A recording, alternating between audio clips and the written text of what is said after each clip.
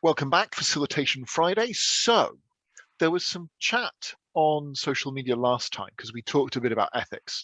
And one of the guides that someone came out with was a lovely question you can ask yourself. And the question was, would they be upset if they found it out from somebody else? Am I the person that they should hear this from as a guide to what you do as a facilitator? And that got me thinking about some of the skills you need to know to do that, because you've got to be able to listen to the group, really deeply listen and understand what's going on to be able to play that back. And it does take some interpersonal nuance to do that, right, Svenari?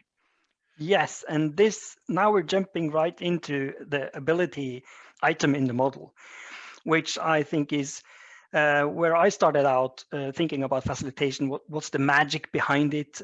Can this be taught? Can we learn to facilitate, or is it something that we're born with, and it goes close up with our personality? So there's a good theme. In when we were thinking about this, when we were doing the model, we weren't just thinking about that listening skill stuff. That's kind of like so important, but it's about what's the kind of some of the challenges around that. And we observed that in facilitation, often there were these paradoxes.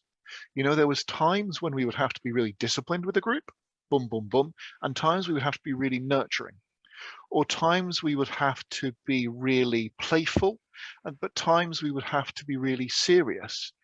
And this got us thinking about actually the abilities of the facilitator is somehow as if you were to imagine those as kind of dials, to kind of dial them up and down as you go through, responding to what's happening in the group to help them to get towards that goal. But I'm being a bit kind of theoretical, Svenari. Can you help us be a bit more practical about this? I think an interesting question is to try to figure out what's your paradox. And in that paradox, you might need to go and dive into where do you need the most to sharpen your skills? Where do you need to dial them back? What's your paradox? What's your core strength in facilitation? And I've been working with the core quality quadrant, for instance, and it's useful. And that's why it's often the question of when does it become too much of a good thing? You go into a pitfall. So one of mine is I love to use humor, tell jokes.